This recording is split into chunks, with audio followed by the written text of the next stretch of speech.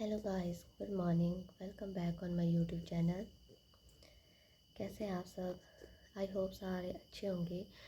Last class में हमने friction start किया था, जिसके हमने 3 वीडियोस जो है देख ली थी। और लास्ट क्लास में हमने फ्रिक्शन जो है एज ए नेसेसिटी देखा था। ठीक है, आज हम फ्रिक्शन का नेक्स्ट टॉपिक स्टार्ट करेंगे, दैट इज़ एन ईविल और न्यूसेंस। मतलब फ्रिक्शन एक बुराई किस तरीके से या फिर उपद्रव किस तरीके से है, मतलब आपकी लाइफ में ये ऐसा क्या करता है जिसकी वजह से आप इसको एक बुराई समझते हैं। We know that the friction is a necessity for so many activities in our daily life. However, it has many disadvantages too and unwanted in certain situations. Let us now look at some situations where friction is not desirable. तो एक तो बहुत ज़रूरी है हमारी daily life में ये, ठीक है। पर इसके साथ साथ जो है इसकी जो है डिसएडवांटेजेस भी है, हानियाँ भी इसकी बहुत सारी है। बहुत सारी जगह ऐसी है जहाँ पर हम नहीं चाहते कि फ्रिक्शन हो, ठीक है। तो देखते हैं कि कौन कौन से ऐसी सिचुएशन है जहाँ पर हमें फ्रिक्शन नहीं चाहिए।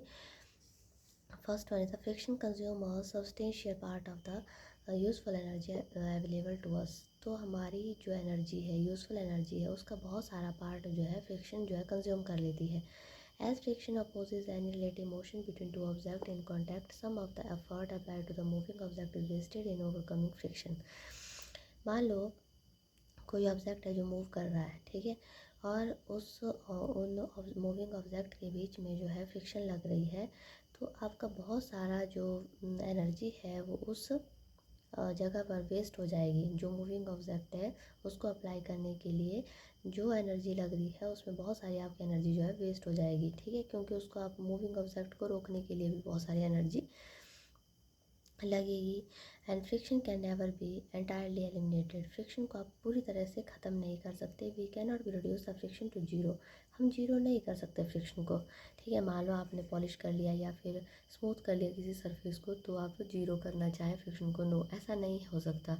In fact friction can go up to very high value for ultra smooth surface. तो कोई भी कितना भी स्मूथ सरफेस होगा उसमें भी कुछ ना कुछ फ्रिक्शन रह जाएगी। This is because a molecule come very close to each other.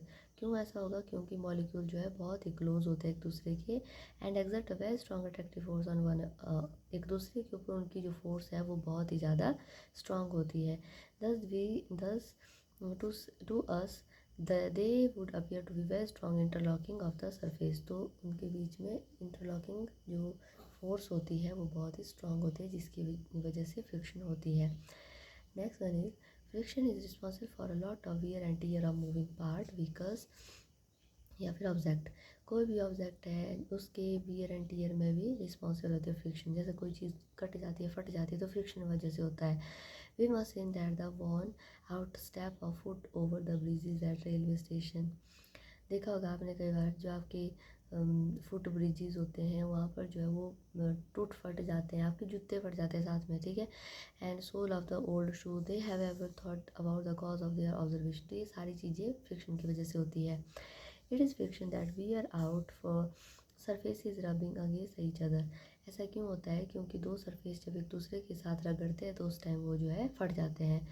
For this very reason the moving part of the old machine need replacement. इसी वजह से जो ओल्ड मशीन है वो रिप्लेसमेंट मांगती है। उनके पुराने पुर्जों को निकाल करके नए पुर्जे उसमें डालने होते हैं, क्योंकि पुराने पुर्जों में फ्रिक्शन की वजह से वो ख़राब हो गए होते हैं। Okay, a significant amount of energy supply to machine get be wasted in the form of heat energy while overcoming the force of friction. तो एक बहुत हाई अमाउंट की जो एनर्जी होती है मशीन में वो वेस्ट हो जाती है। क्यों? क्योंकि जो मशीन होती है खुद को फ्रिक्शन से बचाने के लिए उसको यूज़ करती है, ठीक है। We all have observe that when we strike a match box. जब हम मैच स्टिक को स्ट्राइक करते हैं ना, तो उस टाइम फिर वो कैच करती है फायर, तो उस टाइम भी फ्रिक्शन होते हैं उनके बीच में। Also when we go to rub our palm together, जैसे हम हाथ इस तरीके से रगड़ते हैं, ठीक है।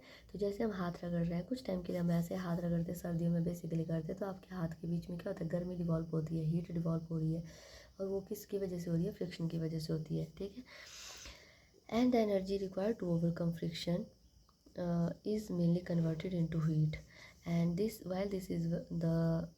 is welcome for warming up and palm or winter morning. It is because of problem between the moving part of the machine.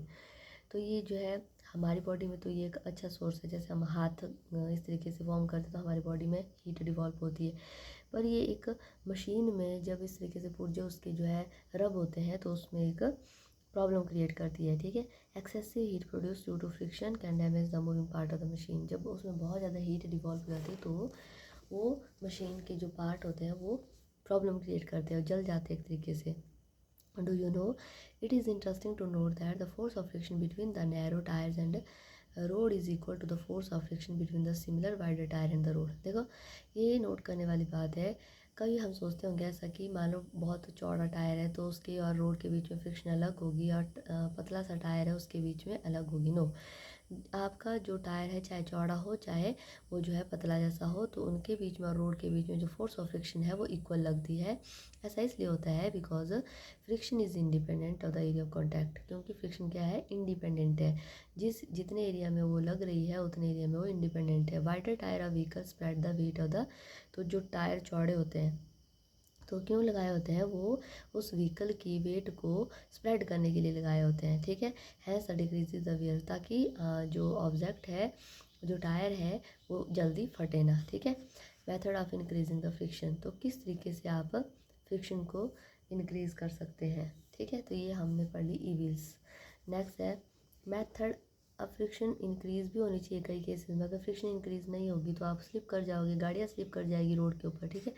तो किस वजह से फ्रिक्शन इंक्रीज होती है। We now know that friction is desirable in some situation and undesirable in some other situation. When a friction is required it is increase by making the surface rough. कई cases में ये required है, कई cases में friction required नहीं है।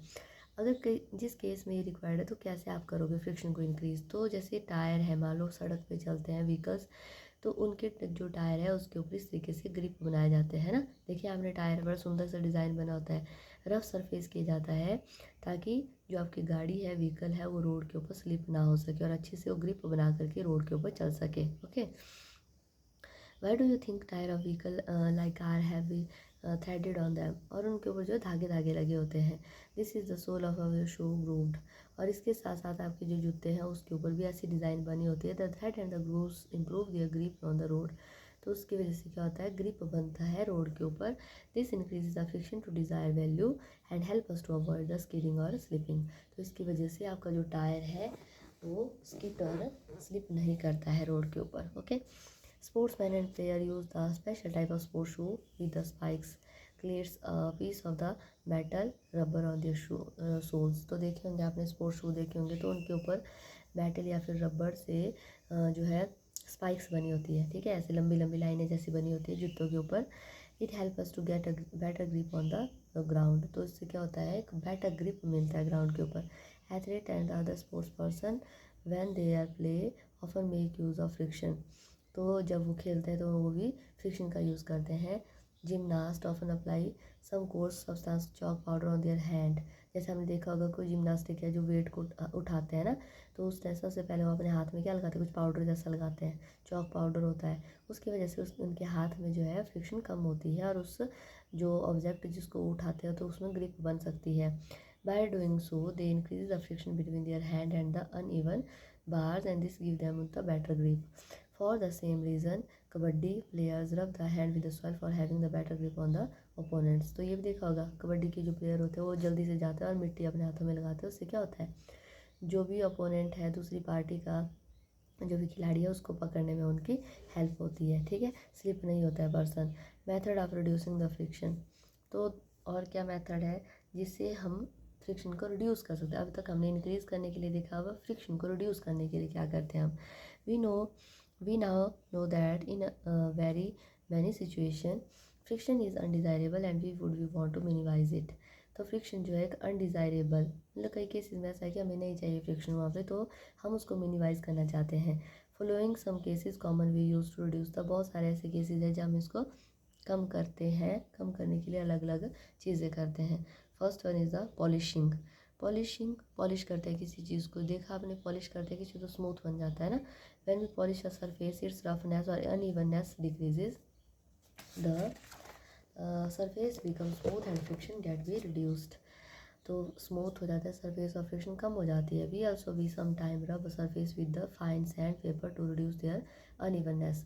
तो painter को आपने देखा होगा, पेंटर जो है जब पेंट करते पॉलिश करते हैं तो पॉलिश के बाद वो जो है अच्छे से उस सरफेस को रगड़ते हैं, है ना। तो उसकी वजह से क्या होता है, जो फ्रिक्शन होती है वो डिक्रीज हो जाती है। उसके बाद फिर से पॉलिश करते हैं तो जो पॉलिश किया हुआ एरिया होता है वो बहुत स्मूथ हो जाता है, ठीक है। शाइन लाने के लिए इस तरीके से करते हैं।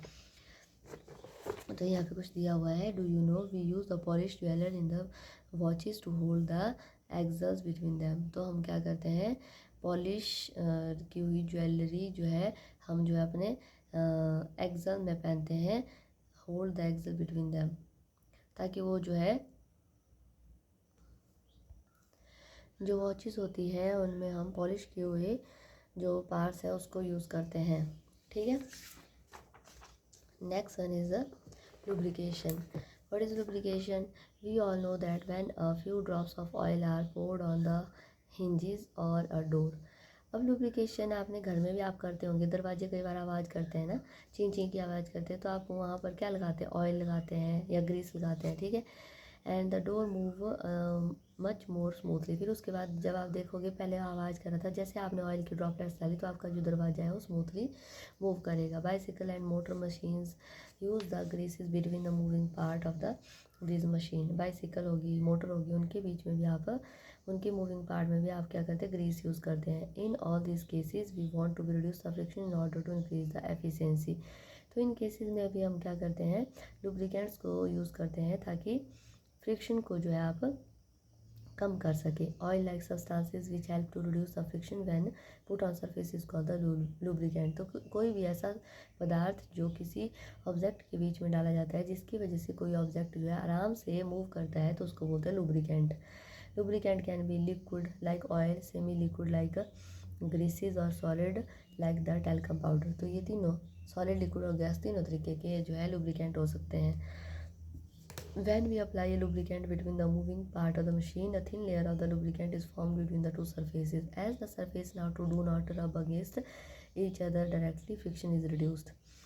जब भी हम कोई लुब्रिकेंट जो किसी मूविंग पार्ट या मशीन में लगाते हैं तो उसकी वजह से एक पतली सी लेयर आती है। जो पतली सी लेयर बनती है उसकी वजह से फ्रिक्शन जो है रिड्यूस होती है। As the surface now do not be rub against each other directly, friction is reduced. Interlocking of irregularities between the change surface reduce considerably and movement become smooth. तो जो इरेगुलरिटीज़ होती है वो एक तरीके से फिल हो जाती है उसकी वजह से, ठीक है, और फ्रिक्शन जो है वो कम हो जाती है।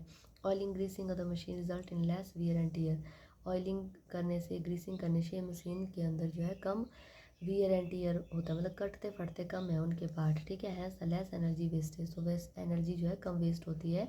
This help to increase the efficiency of machine. तो और मशीन आपकी जो है अच्छे से काम करती है। Some time we use the solid as lubricant. कई बार हम जो है सॉलिड को, जैसे पाउडर है, उसको लुब्रिकेंट की तरह यूज़ करते हैं। For example when we play a game of carrom board. कई बार हम कैरम बोर्ड का यूज़ करते हैं तो we often sprinkle the talcum powder on the carrom board. तो टेल्कम पाउडर को हम कैरम बोर्ड के ऊपर डालते हैं। By sprinkling talcum powder carrom board the friction become the striker and the board very much reduce the striker move smoothly on the board. तो देखा होगा आपने, स्ट्राइकर जैसे आप फेंकते हैं तो जो आपका स्ट्राइकर है वो बड़े अच्छे से पूरे जो कैरम बोर्ड में अच्छे से मूव करता है, और उसकी वजह से टेल्कम पाउडर की वजह से फ्रिक्शन कम होती है। इन सच मशीन, इन सब machine it is not able to advise the use of oil as a lubricant. कई मशीन ऐसी होती है जिसमें ऑयल को यूज़ नहीं किया जा सकता लुब्रिकेंट के रूप में, तो उसमें क्या किया जाता है, एज अ एयर कुशन। तो उनमें जो है एयर कुशन लगाए होते हैं मूविंग पार्ट के बीच में, जिसकी वजह से फ्रिक्शन कम होती है, ठीक है। तो कौन कौन से होते हैं lubricant, oil, grease, talcum powder और साथ में air cushion, okay. A hovercraft is a vehicle which can be travel on both the land and the water without much friction। तो एक ऐसी गाड़ी है ये होवरक्राफ्ट जो आपके लैंड के ऊपर, वाटर के ऊपर, दोनों के ऊपर जो है अच्छे से मूव कर सकती है। और ये जो है कुशन की वजह से मूव करती है, कुशन ऑफ एयर। इसमें एयर के कुशन होते हैं जिसकी वजह से इसमें पावरफुल पंप लगा होता है, ठीक है। And compressed and the purified air also can also act as a lubricant। Compressed और प्योरीफाइड एयर है वो भी एक लुब्रिकेंट की तरह काम करती है। It provide the elastic cushion between the moving part.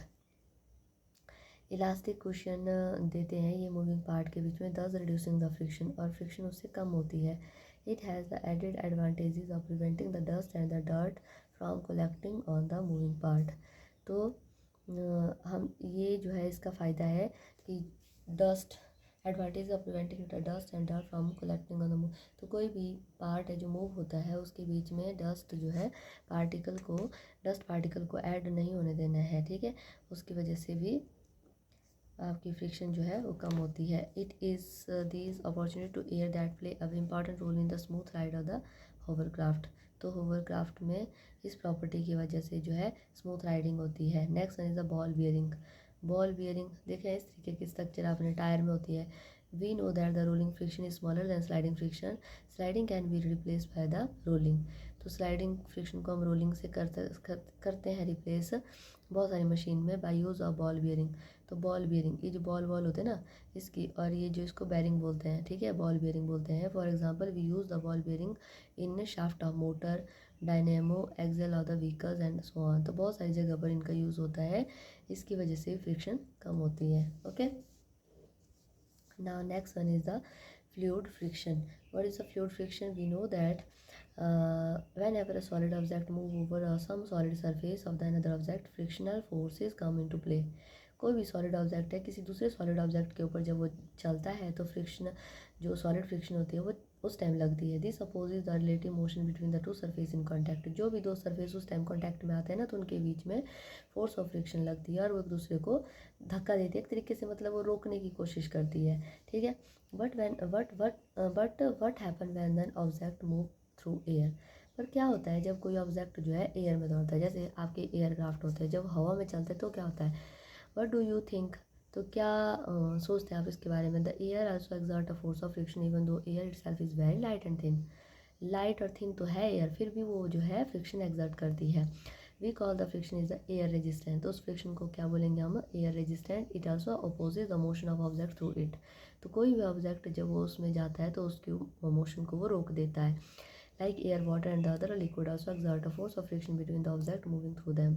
तो बहुत सारे ऑब्जेक्ट जो पानी में चलते हैं या फिर लिक्विड में, वाटर में जाते हैं, किसी लिक्विड में जाते हैं, हवा में जाते हैं, तो सारे के सारे जो है फ्रिक्शन एक्सर्ट करते हैं।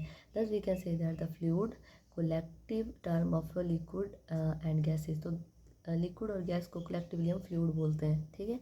To exert the force of friction, fluid friction drag on object moving through them. तो कोई भी ऑब्जेक्ट जो उसके थ्रू जा रहा है तो उसमें फ्रिक्शन डिवॉल्व होती है तो उसको बोलते हैं फ्लूइड फ्रिक्शन और या फिर ड्रैग, ठीक है। तो जो फोर्स ऑफ फ्रिक्शन है फ्लूइड के बीच में वो डिपेंड करती है इन तीन चीज़ों के ऊपर। फर्स्ट है नेचर ऑफ द फ्लूइड, दूसरा shape of the moving object, तीसरा speed of the moving object.